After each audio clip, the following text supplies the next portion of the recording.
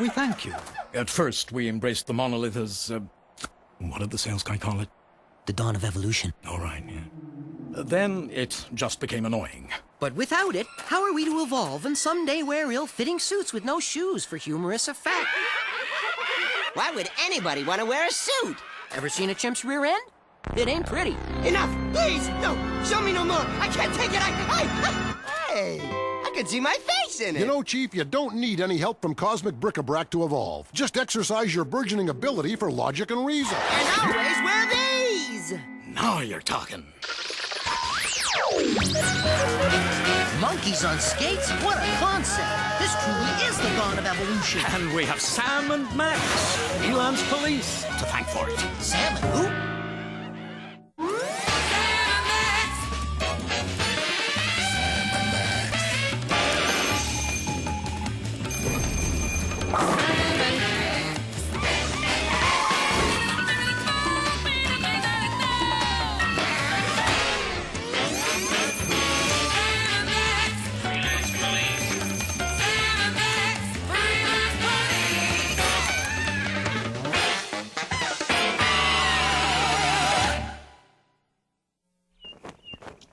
Sadly, Peter Policy watches as the world of Joan and Jim Lax goes up in flames. Poor Peter Insurance Policy sighs a great big sigh and says, "If only they had welcomed me into their home, they'd still have one."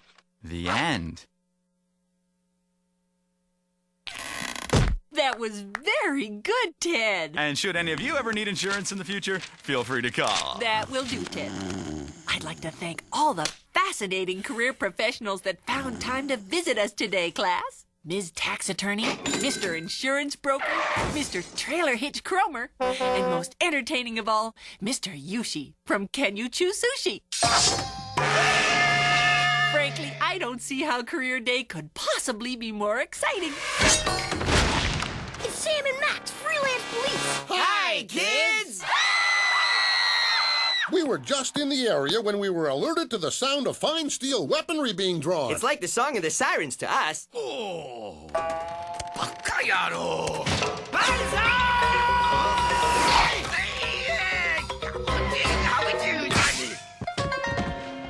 This foe is a crafty one, I tell you. You spend it off our clumsy advances, how I hate that. Clearly, the element of surprise is needed this day. Hanatawa? Surprise! Good heavens, he's not a real knife-wielding lunatic. He's just acting that way for Career Day. Very convincing garb. No hard feelings? Any feeling at all? Our work is done here, Max. Let's roll. So soon, but my blood is up. Say, that reminds me. Feeling lightheaded, kids? Are you suffering the ill effects of too many fast-paced, hard-sell, in-your-face adverts designed to compete for your parents' hard-earned dollar? Well, you're not alone. The folks in programming are sympathetic to your plight, and as such, have agreed to present today's episode in its entirety without any commercials at all. You heard right, gang. One whole episode of Sam and Max without commercial interruptions of any... How exciting for us, class. Honest-to-goodness police officers. That's freelance police, ma'am. Self-appointed dispensers of candy-colored dollops of justice who, upon receiving the call from the High Commissioner, take on extremely weird cases that no one in their right mind would. I think if we tried, we could get Sam and Max to say a few words, don't you, class? Gee, I'm afraid we're not prepared for any impromptu presentating. But we'll throw something together.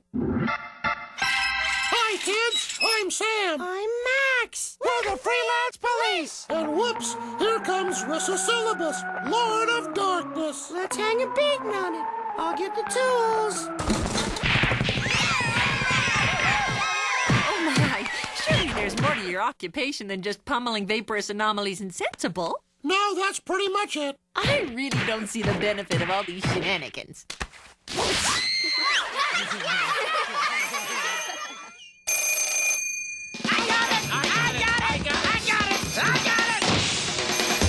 Yeah, He's resting comfortably. We'll get right on it. That was the commissioner, Max. Our seldom-seen employer and provider of wildly improbable cases. He says an all-hating alien entity of unknown origin is threatening to obliterate mankind or something. Let's roll! Boys, please, can't you just tell the class what it is you do? We can do better than that. Who's up for seeing us slap the criminal element around for real?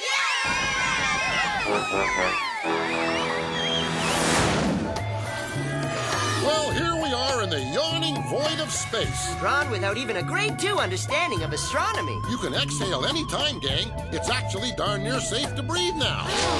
But remember, if the cabin pressure should suddenly drop, or you hear Sam utter the code phrase, pull my finger, you should don your helmets immediately. I'm not sure the school board would approve of this field trip. Based on my limited knowledge of school board officials being dull, colorless mama's boys, I'd have to agree. You have nothing to fear but fear itself. And that big cranky alien cranium heading straight for us. Looks like we're working through lunch. I am Lactose, the intolerant, custodian of the cosmos, caretaker of the constellations, sweeper of the corridors of time. Gee, career day just limps on and on, doesn't it? I have traveled far to scour the universe of impurity.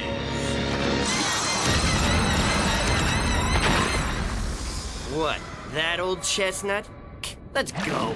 These free-floating, immense-headed space deities are getting real tired. If you've seen one, you've seen them all. That's not true. I am unique. I have a mustache. It's, pretty sad. But we'll allow it. Look, Lactose, we'd rather you didn't eradicate the whole human race. Some of our closest friends claim to be human. They're really worthy of their place in the grand scheme of things. Creators of all things great and good, like wax lips, snap-on toupees. And new for this year, the Chia Noggin. Interesting. These things are foreign to me. And these are just a few of the marvels of modern man. So before you do anything hasty, at least take a look at what our culture has to offer. And since a walking tour of our planet could take hours... Especially with those spindly, pasta-limp limbs of yours... I suggest we employ the lagomorphic mind meld. The transference is happening.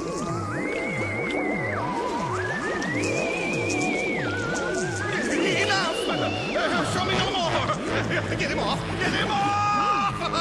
Oh, never before have I seen such filth. The horror!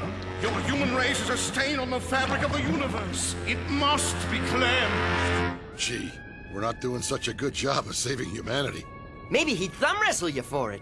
Feeling sporting, Lactose accepted Sam's challenge and the contest was on. 1, 2, 3, go! We win! Yeah! Inside voices, inside voices. On 3, I could have sworn you said 4. I demand a rematch. Sorry, we Earthmen always go on 3. It's the rules. Read it and weep, lackey boy. Then I shall destroy all that you hold dear, with the exception of this fine automobile in which, from this day forward, I shall keep my loose pocket items in. Our car! And the children! And the children in our car! What are you doing, Miss Gibbons? I'm just guessing, Jeffrey, but oftentimes in a large family of giant heads, the middle head can feel neglected and lash out. Well, that just tears him. Not only is he a cheat, but he's a bully, too. We freelance police really draw the line at bad eggs toying with our nation's youth. And our wheels. Oh, Rocky! Ready, speed!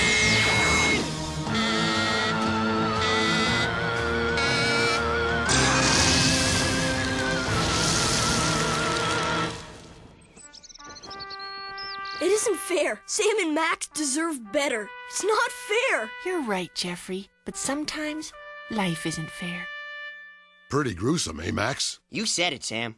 You'd think if they went to all the trouble of creating a lunch special in our honor... For defeating Lactose and saving the world and all. Yeah, that they'd at least serve it hot. Fear not, gang! These tasty treats can be reheated to your liking. Yeah! We love Sam and Max, though.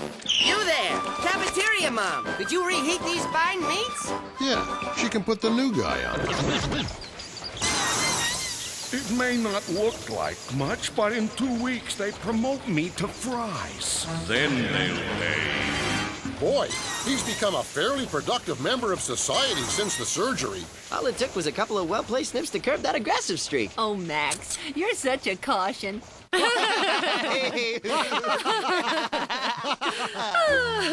That's all for now, kids.